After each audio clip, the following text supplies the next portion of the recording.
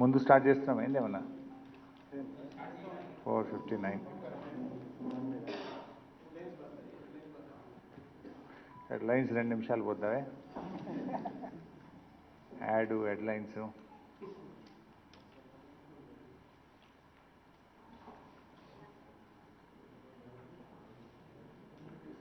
నాది షార్టే ఉంటుంది ఇవాళ కొద్దిగా ప్రెస్ మీట్ లెంత్ కావాలనా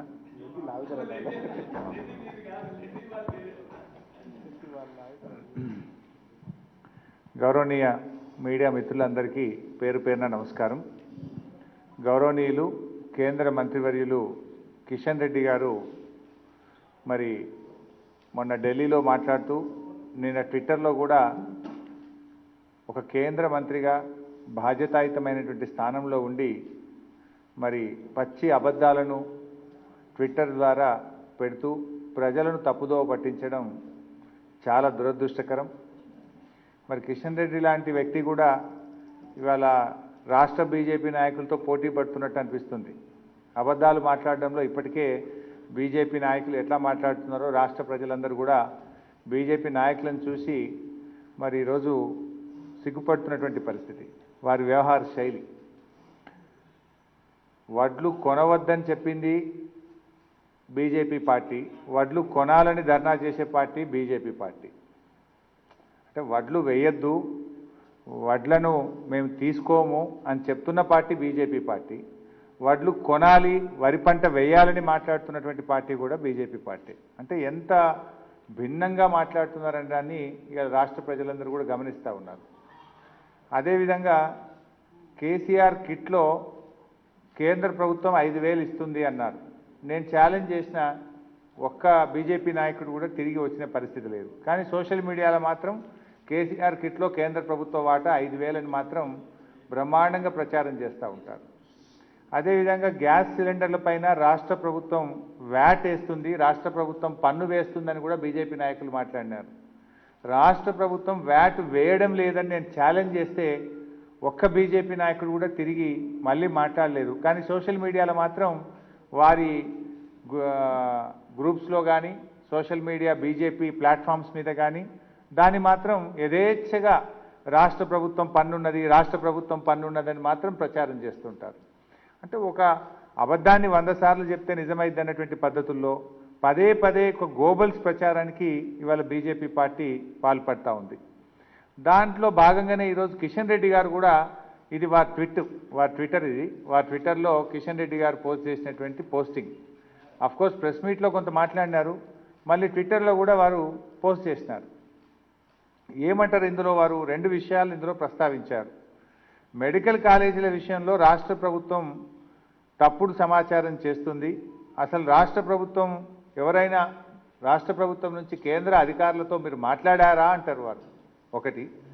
రెండవది ఏమంటారంటే ఎయిమ్స్ మెడికల్ కాలేజీకి రాష్ట్ర ప్రభుత్వం పూర్తి స్థాయిలో స్థలం కూడా ఇవ్వలేదు అని కిషన్ రెడ్డి గారు ఒక కేంద్ర మంత్రిగా అఫీషియల్గా ఆయన ట్విట్టర్లో పెట్టినటువంటి కామెంట్స్. ఇది వాస్తవాలు ఏంటనేది ఒకసారి మీ ద్వారా రాష్ట్ర ప్రజల ముందు మేము పెట్టదలుచుకున్నాం. ఇలా 2 విషయాలు వారు చెప్పింది. ఎయిమ్స్ మెడికల్ కాలేజీకి స్థలమే ఇవ్వలేదు అంటున్నారు వారు. అసలు విషయం ఏంది? దేశంలో ఎక్కడ కూడా ఇవ్వరు. రాష్ట్ర ప్రభుత్వం కట్టినటువంటి భవనాలను కూడా మన నిమ్స్ ఆసుపత్రి కోసం కట్టినటువంటి భవనాన్ని రెడీమేడ్గా మనం ఎయిమ్స్కి ఇచ్చేసినాం. వాస్తవానికి స్థలం ఇస్తే బిల్డింగ్ అంతా మీరు కట్టుకోవాలి. చాలా ఫాస్ట్గా స్వయంగా గౌరవ ముఖ్యమంత్రి గారే 20 జనవరి 2015 రోజు వారే బీబీ నగర్ నిమ్స్ ప్రిమిసెస్ను సందర్శించి ఆ బిల్డింగ్స్తో సహా మొత్తం కూడా ఎయిమ్స్కి హ్యాండ్ ఓవర్ చేయించడం జరిగింది. అంటే ప్రభుత్వం తొందరగా రావాలి ఎయిమ్స్ మెడికల్ కాలేజ్ అని కట్టిన భవనాన్ని కూడా ఈరోజు బహుశా దేశంలో ఎక్కడ ఇచ్చుండరు, తెలంగాణ ప్రభుత్వం గౌరవ ముఖ్యమంత్రి కేసీఆర్ గారు ఇచ్చారు. స్థలం ఇవ్వడంతో పాటు 200 ఎకరాల భూమి కూడా హ్యాండ్ ఓవర్ చేసినాం. ఇలా మరి కిషన్ రెడ్డి గారు అంటారు మీరు స్థలం ఇవ్వలేదు అంటున్నారు. అయ్యా స్థలమే కాదు భవనం కూడా ఇచ్చినాం. మీరు బేషరతుగా క్షమాపణ చెప్పి మీ హుందాతనాన్ని కాపాడుకుంటే మంచిది. ఇగో ఇది స్థలం ఇచ్చినటువంటి letter. Government of Telangana revenue department K. Venkatreddy, Tahsildar, BB Nagar Mandal, to the Director, AIMS, BB Nagar. తేదీ 10/5 మే నెల 2020 అంటే ఒక సంవత్సరంన్నర క్రితం తెలంగాణ ప్రభుత్వం నుంచి 201 ఎకరా 24 గుంటల స్థలాన్ని ఎయిమ్స్ డైరెక్టర్ గారికి హ్యాండ్ ఓవర్ చేసినారు. దీంట్లో సంతకం కూడా ఉంది. Received above mentioned copies in original అని సంతకం పెట్టి ఎయిమ్స్ అధికారులు స్టాంప్ కూడా వేసి రాష్ట్ర ప్రభుత్వానికి ఇచ్చిన రిసీవ్డ్ కాపీ ఇది. మరి ఇంత పచ్చి అబద్ధం కిషన్ రెడ్డి గారు మాట్లాడొచ్చా?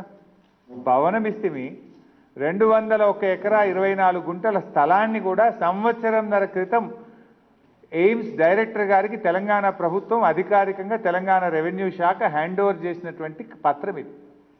ఇందులో డీటెయిల్స్ కూడా ఉన్నాయి. ఏ మండలంలో ఏ సర్వే నెంబర్లో ఎంత భూమి ఇచ్చినామో కూడా సెకండ్ పేజీలో చూసినట్టయితే బీబీ నగర్ మండలం కొండమడుగు గ్రామంలో 49 ఎకరాల 25 గుంటలు, రంగాపూర్ గ్రామంలో 151 ఎకరా 39 గుంటలు, ఈ రెండు గ్రామాల్లో మొత్తం కలిపి 201 ఎకరా 24 గుంటల స్థలాన్ని ఎయిమ్స్కు ఇది రాష్ట్ర ప్రభుత్వం హ్యాండ్ ఓవర్ చేసిన కాగితం. మరి ఇలా కిషన్ రెడ్డి గారు స్థలం ఇవ్వలేదు అని మాట్లాడడం సబబేనా? నిజంగా మీకు చిత్తశుద్ధి ఉంటే వెంటనే దానికి అవసరమైన నిధులు శాంక్షన్ చేయించండి, పనులు ప్రారంభించండి, యుద్ధ ప్రాతిపదికన కార్యక్రమాలు జరిపించండి. కానీ మీరు ఇచ్చిన దాన్ని కూడా ఇవ్వనట్టుగా ట్విట్టర్లో ఒక మంత్రిగా ఉండి పెడితే ఇది పూర్తిగా బాధ్యతారహిత్యమైనటువంటిది.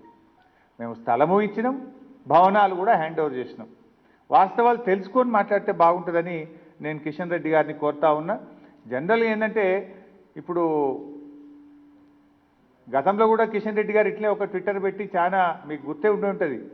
ఎర్ర బస్సుల గురించి ఒక ట్విట్టర్ పెట్టిండు గతంలో కిషన్ రెడ్డి. తెలంగాణ వాళ్ళు ఎర్ర బస్సులు తప్ప ఏం తెలియని తెలంగాణ ప్రజలను అవమానపరిచే విధంగా ట్విట్టర్లో పెట్టి అప్పుడే ఒకసారి 4 గరుచుకున్నారు ఆయన. బహుశా అప్పుడైనా జాగ్రత్తగా ఉంటారేమో అనుకున్నా. ఇప్పుడు ఇంకా కేంద్ర మంత్రి అయిండు, వారు ఇంకా కొంచెం గౌరవం పెరిగింది, వారి బాధ్యత పెరిగిందని అనుకున్నా. కానీ ఇప్పుడు కూడా అంతే బాధ్యత రహిత్యంగా వారి ట్విట్టర్లో ఇలాంటి పోస్టులు పెట్టడం కరెక్ట్ కాదు. నేను వారికి సలహా కూడా ఇస్తా ఉన్నా. ఆ సమాచారం ఇచ్చే టీంను కొద్దిగా కరెక్ట్గా పెట్టుకోండి, మంచి టీంను పెట్టుకోండి. ఎవరో ఏదో ఇయ్యంగానే ధన్మని మాట్లాడితే అభాస్పాలైపోతాం. రెండో విషయం కూడా వారు ఏమన్నారు, మెడికల్ కాలేజీల ఏర్పాటు విషయంలో రాష్ట్ర ప్రభుత్వం అసలు అధికారులు మీరు ఎప్పుడన్నా కేంద్ర అధికారులను కలిశారా, పరిశు చేసిండ్రా, మీ నుంచి ప్రయత్నమే లేదు అనే విధంగా వారు మాట్లాడడం జరిగింది. కేంద్ర అధికారులతో మీరు మాట్లాడారా అని అంటున్నారు. ఇది కూడా పూర్తిగా బాధ్యతారహిత్యమైనటువంటిది. నేను డేట్తో సహా చెప్తున్నా. గౌరవనీయులు అప్పటి ఆరోగ్య శాఖ మంత్రి లక్ష్మారెడ్డి గారు జూన్ 21, 2015వ తేదీన జిల్లా ఆసుపత్రులను మెడికల్ కాలేజీలుగా అప్గ్రేడ్ చేయాలని అప్పటి కేంద్ర మంత్రి నడ్డా గారికి లేఖ రాయడంతో పాటు స్వయంగా వారు వెళ్ళి కలిసి నడ్డా గారికి హ్యాండ్ ఓవర్ చేసినారు. జూన్ 21, 2015 డాక్టర్ లక్ష్మారెడ్డి గారు అప్పటి ఆరోగ్య శాఖ మంత్రి గారు స్వయంగా నడ్డా గారికి కలిసి లేఖ ఇవ్వడం జరిగింది. ఆ రోజు మన రాష్ట్ర ఎంపీలు దాదాపు ఒక 1/2 డజన్ మంది లక్ష్మారెడ్డి గారితో పాటు నడ్డా గారి దగ్గరికి వెళ్ళడం జరిగింది.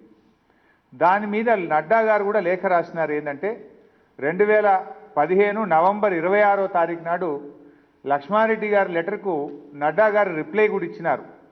సెంట్రల్లీ స్పాన్సర్డ్ స్కీమ్ కింద తెలంగాణ జిల్లా ఆసుపత్రులను మెడికల్ కాలేజీలుగా కేంద్ర కేబినెట్ గుర్తించిన లిస్టులో తెలంగాణ రాష్ట్రం అభ్యర్థించిన ఆసుపత్రులు లేవని, ఇప్పుడు తీసుకోవడం వీలు కాదని ఇది నడ్డా గారు రాసినటువంటి లేఖ. అప్పటి ఆరోగ్య మంత్రి గారికి వెళ్ళి స్వయంగా కలిసి అడిగితే మేము ఇప్పుడు తీసుకోలేకపోతున్నాము అని చెప్పి అప్పుడు 2015వ సంవత్సరం జూన్ 2015లో నడ్డా గారు రాష్ట్ర ప్రభుత్వానికి రాసినటువంటి లేఖ.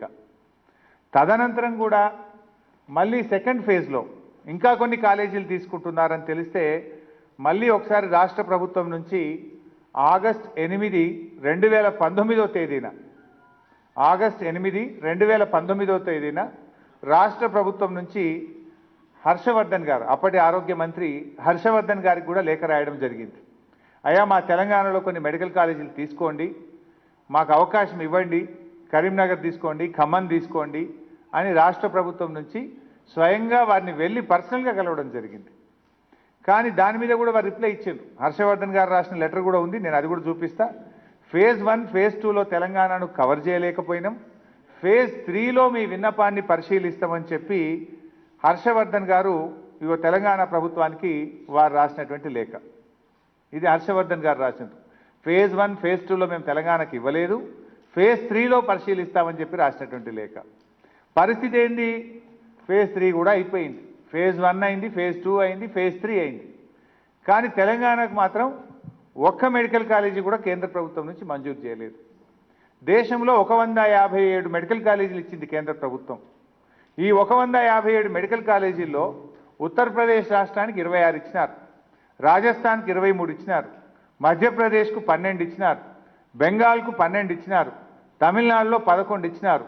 కానీ తెలంగాణకు మాత్రం మొండి చేయి చూపిండ్రు. ఇప్పుడు చెప్పండి కిషన్ రెడ్డి గారు, నిజంగా మీకు రాష్ట్రం మీద ప్రేమ ఉంటే మాట్లాడి తీసుకురండి, ఓ 10 మెడికల్ కాలేజీ తెలంగాణకు తీసుకురండి, తప్పకుండా మీకు ధన్యవాదాలు తెలుపుతాం. ఎందుకు ఇయ్యాలి? 157 మెడికల్ కాలేజీలు ఇస్తే తెలంగాణ రాష్ట్రానికి ఒక్క మెడికల్ కాలేజీ రాకపోవడం ఈ రాష్ట్రం మీద మీకు ప్రేమ ఉన్నట్ట? కేంద్ర ప్రభుత్వం ఈ తెలంగాణను ఇలా సవత్తల్లి ప్రేమ చూపించినట్టు కాదా? ఇది రాష్ట్ర ప్రజల్ని చిన్నచూపు చూడడం కాదా? ఇది రాష్ట్ర ప్రజల్ని అవమానపరచడం కాదా? ఈ రాష్ట్రానికి అన్యాయం చేయడం కాదా? దీనికి మీరు ఇచ్చే సమాధానం ఏంటి? ఇంత పచ్చి అబద్ధాలు మీరు మాట్లాడొచ్చా? రాష్ట్ర ప్రభుత్వం మీరు అసలు కలిసిండ్రా, కేంద్రంతో మాట్లాడినరా? ఇవి లేఖలేంటి? మా స్వయంగా మా మంత్రులు వెళ్ళి ఢిల్లీలో కలిస్తే మీ మంత్రులు రాసిన రిప్లైలు కూడా చూపిస్తున్నా కదా నేను. మీరు ఎయిమ్స్కు ల్యాండ్ ఇవ్వలేదంటారు, ల్యాండ్ ఇచ్చింది ఇంత స్పష్టంగా ఏ డేట్ ఇచ్చిండ్రు, ఏ తారీఖు ఇచ్చిండ్రు, ఎంత ల్యాండ్ ఇచ్చిందో కూడా మేము చెప్తా ఉన్నాం.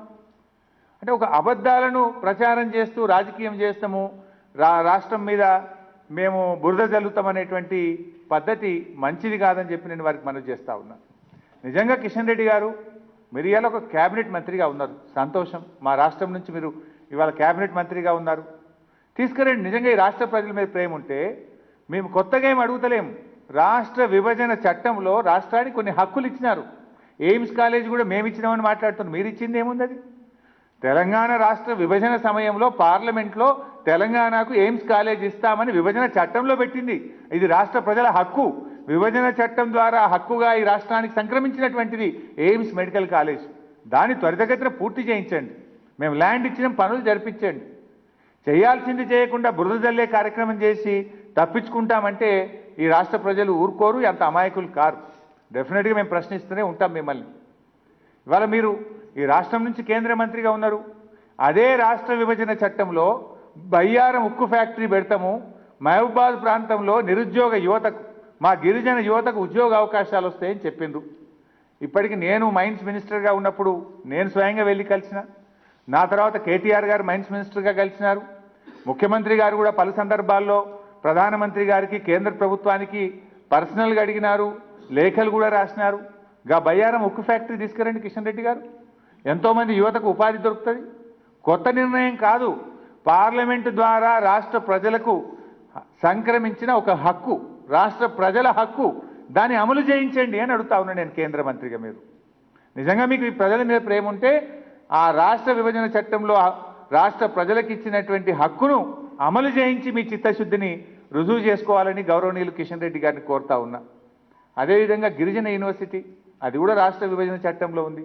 గా గిరిజన యూనివర్సిటీని రాష్ట్రానికి ఇప్పించాలని చెప్పి నేను ఇవాళ కిషన్ రెడ్డి గారిని కోరుతా ఉన్నా. మనకు నవోదయ విద్యాలయాలు, అది పార్లమెంట్ యాక్ట్. ప్రతి జిల్లాకు ఈ దేశంలో ఒక నవోదయ విద్యాలయం పెట్టమని పార్లమెంటు చట్టం ద్వారా ఈ దేశంలో ఒక నిర్ణయం తీసుకున్నారు. ఇవాళ రాష్ట్రంలో ఎన్నో కొత్త జిల్లాలు ఏర్పడ్డాయి. దానికి వెంటనే మీరు మాకు నవోదయ విద్యాలయాలు మంజూరు చేయండి, మేము స్థలం ఇవ్వడానికి రెడీగా ఉన్నాం, మీరు ఆ నవోదయ విద్యాలయాలు ఇవ్వాలని మేము అడుగుతా ఉన్నాం. ఎస్సీ వర్గీకరణ చేయాలని రాష్ట్ర అసెంబ్లీలో ఏకగ్రీవంగా తీర్మానం చేసి కేంద్రానికి పంపినాం. మీకు నిజంగా ప్రేమ ఉంటే వెంటనే ఎస్సీ వర్గీకరణను చేయించండి అని చెప్పి నేను కిషన్ రెడ్డి గారిని డిమాండ్ చేస్తూ ఉన్నా. అయా బీసీలకు చట్టసభల్లో రిజర్వేషన్ కావాలని, బీసీలకు మంత్రిత్వ శాఖ పెట్టాలని, బీసీల జనగణన చేయాలని చెప్పి కేంద్రానికి గౌరవ ముఖ్యమంత్రి గారు అసెంబ్లీలో ఏకగ్రీవ తీర్మానం చేసి సభానాయకుడిగా పంపిండ్రు. మీకు చిత్తశుద్ధి ఉంటే దాన్ని చేయించండి. అంతేగాని అబద్ధాలు మాట్లాడి, గోబల్స్ మాట్లాడి ప్రజల్ని తప్పుదో పట్టిస్తామంటే ఇక్కడ చూస్తూ ఊరుకోవడానికి ఎవరు సిద్ధంగా లేరు. ఇవన్నీ రాజ్యాంగంలో రాష్ట్రానికి ఉన్న హక్కులు ఇవి. నవోదయ విద్యాలయం కానీ, గిరిజన యూనివర్సిటీ కానీ, బయ్యారం ఉక్కు ఫ్యాక్టరీ కానీ ఈ పార్లమెంట్ ద్వారా రాష్ట్ర ప్రజలకు వచ్చిన హక్కు. ఇది ఇవ్వండి మీరు మాకు. చేయాల్సింది చేయకుండా బురద జల్లే కార్యక్రమం ఏందండి? అంటే ఎన్ని అబద్ధాలు. వడ్లు వేయొద్దు, మేము కొనలేము అని కేంద్రమే ఒత్తిడి చేస్తుంది, వెయ్యాలని మీరే మాట్లాడతారు. కేసీఆర్ కిట్లో 5,000 అని మాట్లాడతారు, రూపాయి లేదనలా. గ్యాస్ సిలిండర్లో రాష్ట్ర ప్రభుత్వం వ్యాట్ ఉందన్నారు, రూపాయి లేదని ఛాలెంజ్ చేస్తే ముఖం చాటేస్తారు. ఇప్పుడు వడ్లు పక్కకు పెట్టినరు, వేరే ముచ్చట ముంగడికి తీసుకొచ్చే ప్రయత్నం చేస్తారు. ఇంకా ఇవాళ ధర్నాలు. ఏం ధర్నాలు అసలు? దేనికోసం ధర్నాలు? మీరు ఇవాళ దేనికోసం ధర్నాలు చేసింది? మీరు వడ్లు కొనాలి, కొంటలేరా? ఏ జిల్లాకు పోదాం, ఏ మండలంకి పోదాం? డెఫినెట్గా ప్రాసెస్ ఆన్. రాష్ట్ర ప్రభుత్వం వడ్లు కొంటున్నది. కానీ రేపు మీరు ఎక్కడ ఎండగొట్టబడతారో, రేపు ఎక్కడ ప్రజల ముందు మిమ్మల్ని నిలబెడతారో అని ముందే ఏదైనా కొంత ప్రియం చేద్దామని ఒక ప్రయత్నం చేశారు. కానీ దానికి జనం స్పందన లేదు, రైతుల స్పందన లేదు. రైతులు ఎవరు రాలే. మీరు అనుకున్న దాంట్లో అసలు ఏమాత్రం స్పందన కూడా రాలే. ఎక్కడనో అడపా కొద్ది చోట మీ కార్యకర్తలు చేసిందే తప్ప రైతుల నుంచి మీకు మద్దతు లేదు. రైతులకు అర్థమైపోయింది. ఇవాళ తెలంగాణ రైతాంగానికి ఒక విషయం స్పష్టమైంది. ఏంటిది? ఇవాళ వడ్లు కొననంటున్నది కేంద్ర ప్రభుత్వం. వడ్లు కొనమని చేతులు ఎత్తేసింది కేంద్ర ప్రభుత్వం. ఇవాళ ఇదే కిషన్ రెడ్డి గారు కూడా మాట్లాడుతుండ్రు, మేము రైస్ కొంటాం. యాసంగి పంటల పండేదే బాయిల్ రైసు. తెలంగాణలో ఏమైనా కొత్తగా పండుతుందా? తెలంగాణలో యాసంగి పంటల పండే పండ్లే వడ్లే మన బాయిల్డ్ రైస్. రైస్ రాదు. ఎందుకు రాదు? Because of temperature.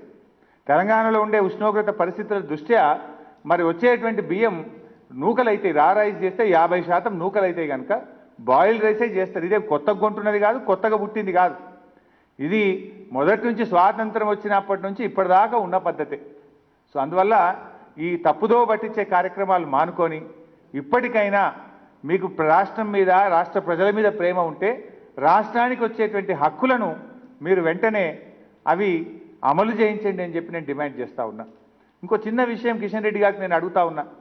NCDC, national centre for disease control అనేది హైదరాబాద్లో పెట్టాలని కేంద్రం నిర్ణయం తీసుకున్నది. ఈ ఎన్సిడిసి పెట్టడానికి ఒక 3 ఎకరాల స్థలం కావాలంటే వాళ్ళకు ఒక 4-5 స్థలాలు చూపించినాం. అందులో వాళ్ళు ఎక్కడ సెలెక్ట్ చేసుకున్నారు? ఎన్సిడిసి వాళ్ళు ఐసీఎంఆర్ అనేది ఇంకో కేంద్ర ప్రభుత్వ సంస్థకు రాష్ట్రం 103 ఎకరాల స్థలం ఇచ్చింది. అందులో ఒక 3 ఎకరాలు మాకు ఇవ్వండి, మాకు అది అనువుగా ఉంటుంది, మేము ఈ national centre for disease control అక్కడ పెడతాము అన్నారు. ఆ 3 ఎకరాలు ఇవ్వాలని కేంద్ర ప్రభుత్వానికి ఐసీఎంఆర్కు మేము లేఖ రాసినాం. ఇప్పటి వరకు రిప్లై లేదు.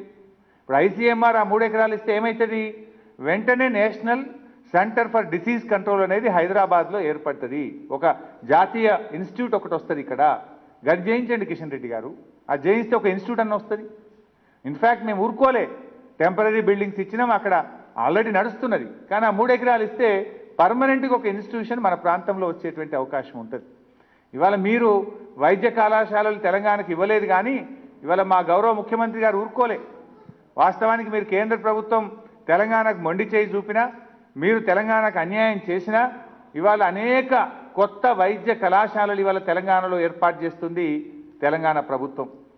రాష్ట్రం ఏర్పడ్డప్పటి నుంచి 1956 నుంచి 2014 వరకు సమైక్య రాష్ట్రంలో 60 ఏళ్లలో తెలంగాణలో ఉన్న వైద్య కళాశాలలు కేవలం 5. ఒకటి ఉస్మానియా, గాంధీ, అవి అంతకుముందు వచ్చినాయి. వరంగల్లో ఉండేటువంటి కాకతీయ మెడికల్ కాలేజీ రైతులు పెట్టుకున్నారు. వరంగల్ మార్కెట్కి వచ్చే ధాన్యం బస్తాల మీద రూపాయి జమ చేసి రైతులు వరంగల్లో మెడికల్ కళాశాల అక్కడ ఉండేటువంటి వాళ్ళందరూ కలిసి ఏర్పాటు చేస్తే దాన్ని తదనంతరం ప్రభుత్వం దాన్ని టేకన్ ఓవర్ చేసింది. సో ఉమ్మడి ఆంధ్రప్రదేశ్లో 60 ఏళ్లలో 2 కాలేజీలు వచ్చినాయి. ఒకటి ఆదిలాబాదు, రెండవది నిజామాబాదు. మొత్తం అవి కూడా కలుపుకుంటే ఉన్నాయి 5 ప్రభుత్వ మెడికల్ కాలేజీలు మాత్రమే. ఇది మేము అసెంబ్లీలో కూడా అడిగినాం ఆ రోజుల్లో. కానీ గౌరవ ముఖ్యమంత్రి కేసీఆర్ గారు తెలంగాణలో వైద్య విద్య పెరగాలి, మరి పిల్లలు బాగా చదువుకోవాలనేటువంటి ఉద్దేశంతో మొదటి దశలో 4 ప్రభుత్వ మెడికల్ కాలేజీలు ఇచ్చారు. మహబూబ్ నగర్, నల్లగొండ, సూర్యాపేట, సిద్దిపేట. ఈ 4 కాలేజీలు ఆల్రెడీ నడుస్తున్నాయి. మళ్ళీ రెండవ దశలో మరో 8 ప్రభుత్వ మెడికల్ కాలేజీలు శాంక్షన్ చేసినారు ముఖ్యమంత్రి గారు. మంచిర్యాల, రామగుండం, జగిత్యాల, వనపర్తి, నాగర్ కర్నూల్, మహబూబాబాద్, కొత్తగూడెం, సంగారెడ్డి 8 మెడికల్ కాలేజీలు శాంక్షన్ అయినాయి. వచ్చే విద్యా సంవత్సరం నుంచి ప్రారంభించడానికి అధికారులు కృషి చేస్తూ ఉన్నారు. వచ్చే విద్యా సంవత్సరం ఈ 8 మెడికల్ కాలేజీలు కూడా ప్రారంభమవుతాయి. ఈ మూడవ దశకు కూడా క్లియరెన్స్ ఇచ్చిన ముఖ్యమంత్రి గారు. మరో 4 మెడికల్ కాలేజీలు మూడవ దశలో కూడా సిరిసిల్ల, కామారెడ్డి, భూపాలపల్లి, వికారాబాద్లో కూడా పెట్టబోతా ఉన్నాం. దానికి కూడా ఇవాళ ప్రభుత్వం క్లియరెన్స్ ఇచ్చింది. అంటే 60 ఏళ్లలో ఉమ్మడి రాష్ట్రంలో తెలంగాణ ప్రాంతంలో 5 ప్రభుత్వ మెడికల్ కాలేజీలు ఉంటే ఈరోజు 21 ప్రభుత్వ మెడికల్ కాలేజీలకు ఇవాళ తెలంగాణ మారింది. అంటే ఎక్కడి నుంచి ఎక్కడికి పోయింది? 5 నుంచి 21 ప్రభుత్వ మెడికల్ కాలేజీలకు వెళ్ళిపోయింది ఇవాళ తెలంగాణ. అదే మీ కేంద్ర ప్రభుత్వం ఏమో 157 మెడికల్ కాలేజీలు ఇస్తే తెలంగాణకు ఒక్కటి ఇయ్యలే, మొండి చేయి చూపించిండు మీరు. అయినా ముఖ్యమంత్రి గారు ఊరుకోలే. ఈ రాష్ట్రం వెనుకబడద్దు, ఈ రాష్ట్రంలో విద్యార్థులు చదువుకోవాలి, ముందుకు పోవాలి అనేటువంటి ఉద్దేశంతో 5 మెడికల్ కాలేజీలు ఉన్న రాష్ట్రాన్ని 21 మెడికల్ కాలేజీలకు తీసుకుపోయిన ఘనత టీఆర్ఎస్ ప్రభుత్వాన్ని, ముఖ్యమంత్రి కేసీఆర్ గారిది. ఆ రోజు మెడికల్ కాలేజీల సీట్ల సంఖ్య రాష్ట్రంలో 700 ఉండే, ఇవాళ 4000 సీట్లకు తీసుకుపోయినాం.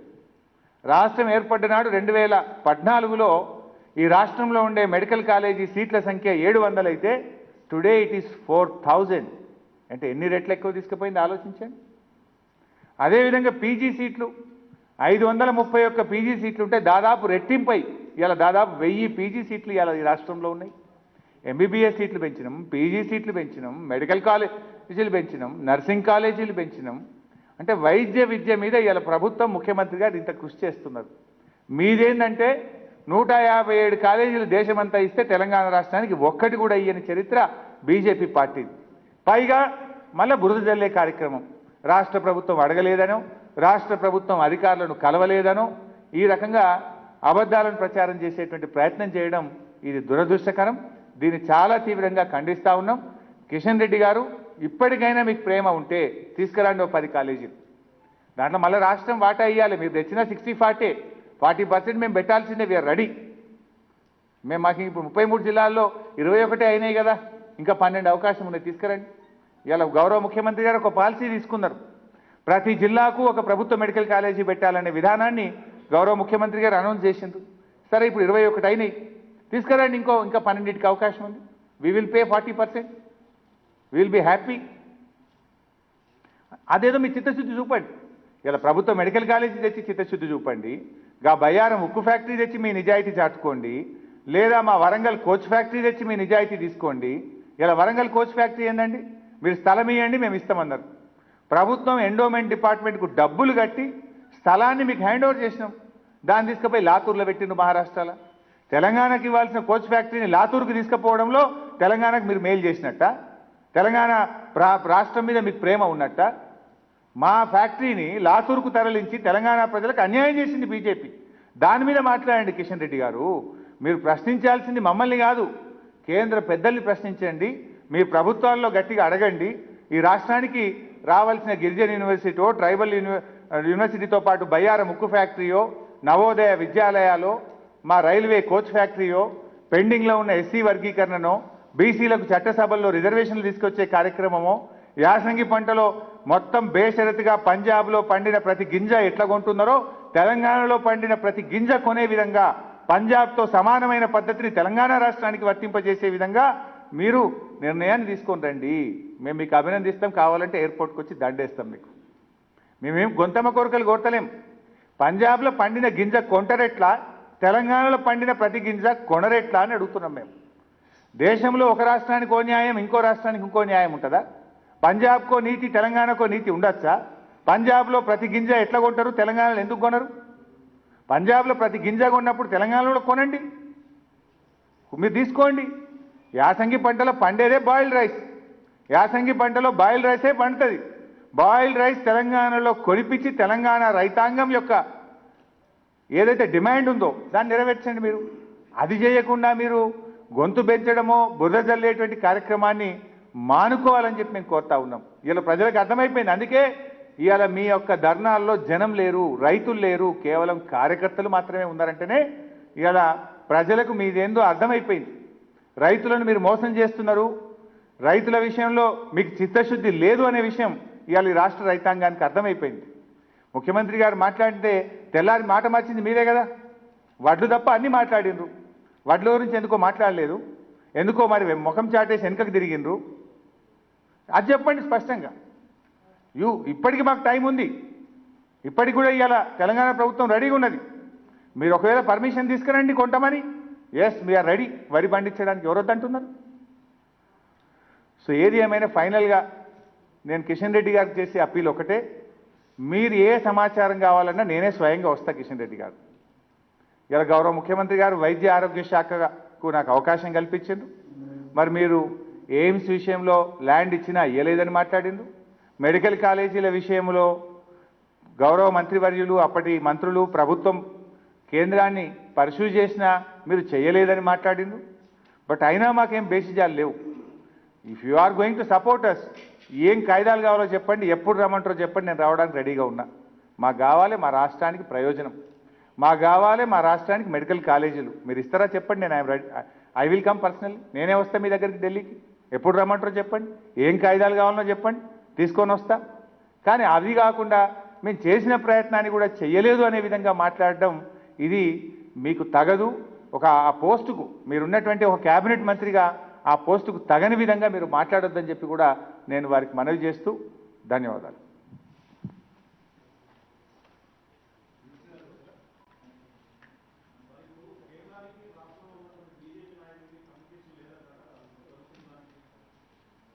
ఇప్పుడు కమ్యూనికేషన్ లేదనేది స్పష్టంగా అర్థమవుతుంది మనకు. కానీ నేనేమంటున్నా అంటే గౌరవనీయులు కిషన్ రెడ్డి గారు మాట్లాడేటప్పుడు he has to check with his counterpart కదా బై సాబ్. ఎయిమ్స్ డైరెక్టర్కి ఒక ఫోన్ చేసి ల్యాండ్ ఇచ్చిందా లేదా అని అడిగి వారు ట్విట్టర్లో పెట్టినా ప్రెస్ మీట్ పెట్టినా ఆయనకు గౌరవంగా ఉంటుంది. లేదా హెల్త్ మినిస్ట్రీకి మాట్లాడన్నా ఆయన చెక్ చేసుకొని మాట్లాడితే ఆయనకు గౌరవంగా ఉంటుంది. వారు ఒక బాధ్యతాయుతమైన పోస్టులో ఉన్నారు, స్టాఫ్ ఉంటారు, ఆఫీస్ ఉంటుంది, చెకప్ చేసుకొని మాట్లాడాలి కదా. ఇప్పుడు నేను మాట్లాడితే నడ్డా గారు రాసిన లెటర్ చూపించిన నేను, ఆ తర్వాత ఉన్న మంత్రి గారు హర్షవర్ధన్ గారు లెటర్ చూపించిన నేను, రాష్ట్రం పరిశూ చేసింది. నేను మాట్లాడిన ఇవాళ నేను ఒక బాధ్యతాయుతమైన పోస్టులో ఉన్నా, మా కలెక్టర్కు మాట్లాడి ల్యాండ్ హ్యాండ్ ఓవర్ చేసిన పేపర్ తీసుకొచ్చి ఇవాళ మీ ముందు పెట్టి మాట్లాడుతున్నాం. When we are in a constitutional post, ఒక బాధ్యతాయుతమైన పోస్టులో ఉన్నప్పుడు రెస్పాన్సిబుల్గా మాట్లాడాలి కదా మనం. దీన్ని బట్టి ఏమర్థమవుతుంది, వాళ్ళు ఒకటేమో కేంద్రానికి రాష్ట్రానికి మధ్య సమన్వయం లేదనేది ఎట్లా అర్థమైందంటే, వడ్లు కొనొద్దనేమో కేంద్ర మంత్రి గారు పీయూష్ గోయల్ గారు మన మీద ఒత్తిడి పెడతారు. పోయిన యాసంగిలో వడ్లు కొనండి మహాప్రభు అంటే మీరు సంతకం పెడతనే కొంటాం, సంతకం పెడతనే కొంటాం, మీరు మలతాప పండియమంటేనే కొంటామని మెడ మీద కత్తి పెట్టి సంతకాలు పెట్టించుకుంటారు. వాళ్ళేమో ఉత్తరం మీద ఉత్తరం రాస్తారు. ఒకవైపు గడ్కరీ గారు మాట్లాడుతుంటారు, ఒకవైపు పీయూష్ గోయల్ గారు మాట్లాడుతుంటారు. ఇక్కడ రాష్ట్ర బీజేపీ నాయకులేమో వడ్లు కొనాల్సిందే అని వీళ్ళు మాట్లాడతారు. అంటే కేంద్ర బీజేపీకి రాష్ట్ర బీజేపీ మధ్య సమన్వయం లేదని అనుకోవాలి కదా. సమన్వయం ఉంటే వాళ్ళదో మాట వీళ్ళదో మాట ఉంటుందా?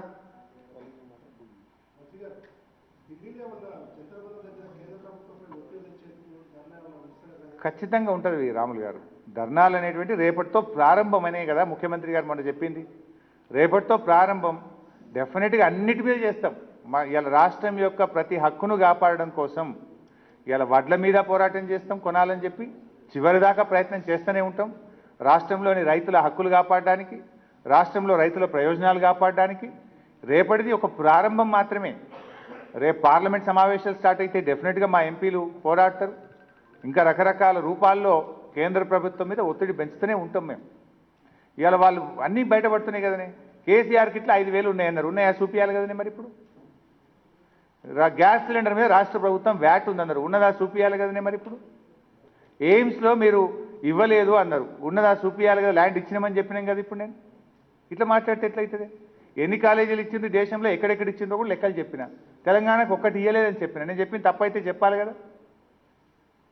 అంటే ఇది ఏంటంటే ఒక బటగాల్చి మీద చేసేటువంటి కార్యక్రమం, ఒక గోబల్స్ ప్రచారం చేసే కార్యక్రమానికి ఇలా బీజేపీ నాయకులు పాల్పడుతున్నారు. సరే, రాష్ట్రంలో ఉండే నాయకులు పాల్పడుతున్నారంటే కేంద్రంలో ప్రభుత్వంలో ఉన్న వాళ్ళు కూడా అదే రకంగా మాట్లాడడం అనేది మాత్రం ఇది సరే. అల్టిమేట్గా ఏమవుతుంది, ప్రజలకు వాళ్ళు పరిచయం అవుతారు కదా. రేపు వాళ్ళు ఏదైనా మాట్లాడినా ప్రజలు నమ్మకుండా అవుతారు.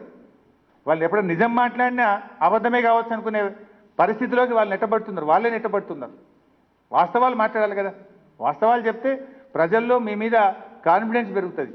నాయకులము, పార్టీలు అనే వాళ్ళము మనం ప్రజల యొక్క మన్ననల్ని పొందాలి, ప్రజల్లో విశ్వసనీయత పెంచుకోవాలి ప్రజాస్వామ్యంలో. కానీ ప్రజాస్వామ్యం యొక్క విలువలు తగ్గే విధంగా, విశ్వసనీయత కోల్పోయే విధంగా మాత్రం రాజకీయ పార్టీలు ఉండొద్దు, నాయకులు ఉండొద్దు అనేదే నా మనవి. Thank you.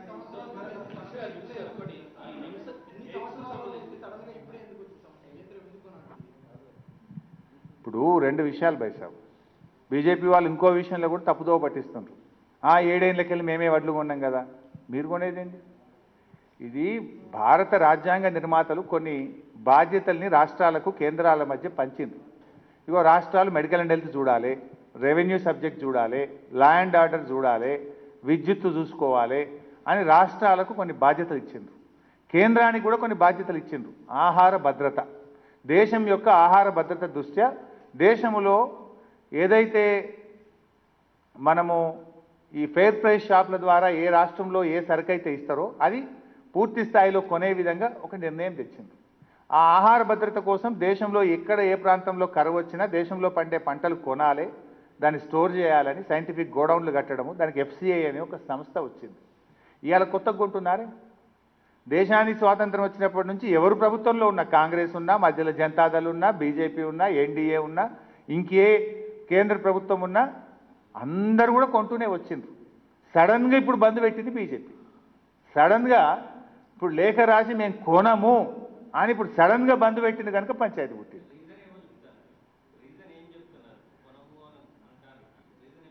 రీజన్ ఏం చెప్పినా, రీజన్ ఏమంటారు, మా దగ్గర స్టాక్ ఎక్కువ ఉందంటారు. మరి పంజాబ్లో ఎందుకు కొంటున్నారు? మొత్తం స్టాక్ ఎక్కువ ఉన్నది, మా దగ్గర వడ్లు ఎక్కువైనాయి, మీరు పంట మార్చుకోండి అంటున్నారు. మరి పంజాబ్లో మొత్తం వడ్లు ఎందుకు కొన్నారు? ఒక సీజనా 2 సీజన్లు కాదు, పంజాబ్లో పండిన పంట అంతా కొంటున్నారు. మరి మొత్తం యాసంగి కూడా కొనాలి. తెలంగాణలో పండేదే వడ్లు, తెలంగాణలో పండేదే వడ్లు కొనాలి. మరి నువ్వు అక్కడ రైస్ కాదు, వాళ్ళు గోధుమలు వేసుకుంటారు. వాళ్ళు గోధుమలు వేసుకుంటారు. అక్కడ ఎందుకు గోధుమలు వేసుకుంటారంటే చాలా ఎక్కువ ఉత్తర భారతదేశం బాబు, అది ఉత్తర భారతదేశంలో చాలా ఎక్కువ కనుక ఆ చలికి గోధుమలు పండితే కనుక వాళ్ళు వేసుకుంటున్నారు. మన దగ్గర వరి పండుతుంది కనుక మన రైతులు వరి వేసుకున్నారు. నువ్వు కొను. మరి ఇప్పుడు అక్కడ ఉన్న క్వాంటిటీ ఎక్కువ కదా మనకంటే. ఇప్పుడు అల్టిమేట్గా రైతుల సంక్షేమం మనకు ముఖ్యం. నువ్వు ఎక్స్పోర్ట్ చేయి, policy is in your hands. మీరు విదేశీయంగా విధానం మార్చుకొని ప్రపంచంలో ఎక్కడెక్కడ అవసరమో అక్కడికి ఎక్స్పోర్ట్ చేసే అవకాశం మీ దగ్గర ఉన్నది. ఈ దేశంలో రైతు ప్రయోజనాలను కాపాడాల్సిన బాధ్యత మీ మీద ఉన్నప్పుడు మీరు 10 లక్షల కోట్లు పారిశ్రామికవేత్తలకు మాఫీ చేసింది కదని. బ్యాంకులు దివాలా తీస్తున్నాయి, బ్యాంకులు ఆగమవుతున్నాయి అన్నప్పుడు పెద్ద పెద్ద కంపెనీలకు, బడా బడా పారిశ్రామికవేత్తలకు ఈ ప్రభుత్వం వచ్చినాక లక్షల కోట్ల అప్పులు మాఫీ చేసింది కదా. సార్ అది దేనికోసం చేసినా మీరు చేసిండ్రు. దేశ ప్రయోజనాలు కావచ్చు, పారిశ్రామికవేత్తల ప్రయోజనాలు కావచ్చు, మీరు ఎందుకు చేసిండ్రు చేసిండ్రు. మరి అదేవిధంగా దేశానికి అన్నం పెట్టే రైతు ప్రయోజనాల కోసం కూడా కొంత భరించి మీరు సబ్సిడీని భరించి ఎక్స్పోర్ట్ చేయండి, విదేశాలకు పంపండి వడ్లను, విదేశాంగ విధానాన్ని మార్చండి, ఎక్స్పోర్ట్ పాలసీని మార్చండి, ఈ బియ్యాన్ని బయటకు పంపించే ప్రయత్నం చేయండి. ఎందుకు ఆ ప్రయత్నం చేయొద్దు? మీరు పనికి రాకపోతే పనికొచ్చే విధంగా చేయండి. ఏం కావాలో చెప్పండి. ఇది బాగుంది పైసా. ఇప్పుడు ఇవన్నీ చెప్తున్నారు. మరి వడ్లు వేయాల్సిందే ఎట్లా మాట్లాడిండు? అది బాధ్యత రైత్యం కాదా? ఇప్పుడు ఎప్పుడైతే టీఆర్ఎస్ ప్రభుత్వం గట్టిగా మా నాయకుడు కేసీఆర్ లేచి ప్రశ్నించినాక ఇప్పుడు ఇది ఇట్లా అదట్లా అని ఇప్పుడు డిఫెన్స్లో పడి ఇవన్నీ కారణాలు ఎత్తుక్కుంటున్నారు. మరి అదే రోజు మేము ఇలా సహకరించాలని గౌరవ ముఖ్యమంత్రి గారు మేము పంట మార్పిడి వైపు మేము పోతే రైతులు రెచ్చగొట్టింది ఎవరు? వడ్లు వేయాల్సిందే, మేము మెడలు వంచుతామని వంకరగా మాట్లాడింది ఎవరు? ఇప్పుడు డిఫెన్స్లో పడి ఏమవుతుండ్రు? ఇవన్నీ డొంక తిరుగుడు సమాధానాలు మళ్ళీ ఇవన్నీ ఎత్తుక్కుంటూ వస్తుంది కదా. దీన్ని బట్టి ఇప్పుడు అర్థమైంది కదా ఎవరు వడ్లు కొనమంటున్నారు, ఎవరు మాట మార్చిండ్రు, ఎవరు ఇప్పుడు యూటర్న్ తీసుకున్నారు అనే విషయం అర్థమైంది కదా. ఫస్ట్ టైం ఇప్పటి వరకు ఈ సమస్య లేదు. ఇప్పటిదాకా ఉమ్మడి ఆంధ్రప్రదేశ్లో ఉన్నప్పుడైనా, తెలంగాణ రాష్ట్రం ఏర్పడ్డ తర్వాత అయినా యాసంగిలో ఎన్ని వడ్లు పండితే అన్ని FCIకి మనం ఇచ్చేవాళ్ళం, FCI తీసుకునేవాళ్ళం. మొట్టమొదటిసారిగా ఇప్పుడు తీసుకోము అని యూటర్న్ తీసుకున్నది కేంద్ర ప్రభుత్వం కదా. ఆ విషయం వాళ్ళు ఒప్పుకోవాలి. యూటర్న్ తీసుకున్నది వాళ్ళే, మళ్ళీ వడ్లు వేయాల్సిందే, కొనాల్సిందే అని అడ్డంగా మాట్లాడేది వాళ్ళే. ఇది ఎట్లా సాధ్యమవుతుంది?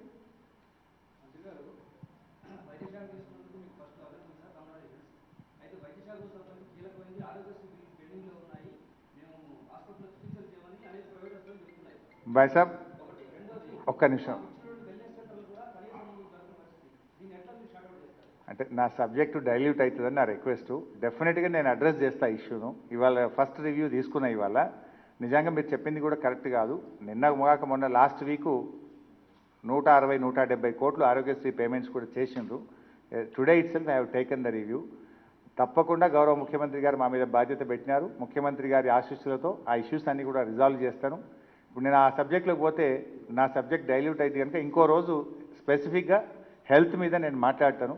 Today my press meet is only on కేంద్ర మంత్రి కిషన్ రెడ్డి గారు. కిషన్ రెడ్డి గారు రాష్ట్రాన్ని, రాష్ట్ర ప్రజల్ని తప్పుదో పట్టిస్తూ ఒక బాధ్యతాయుతమైన స్థానంలో ఉండి రాష్ట్ర ప్రభుత్వాన్ని తప్పుపట్టే విధంగా ల్యాండ్ ఇస్తే ల్యాండ్ ఇయ్యలేదని, రాష్ట్ర ప్రభుత్వం పర్సూ చేస్తే చేయలేదని వారు మాట్లాడడము, ట్విట్టర్లో పెట్టడం అనేది కరెక్ట్ కాదని వాస్తవాలు ఆధారాలతో సహా మీ ద్వారా కిషన్ రెడ్డి గారికి చెప్పినా, రాష్ట్ర ప్రజలకు తెలియజెప్పే ప్రయత్నం చేసిన.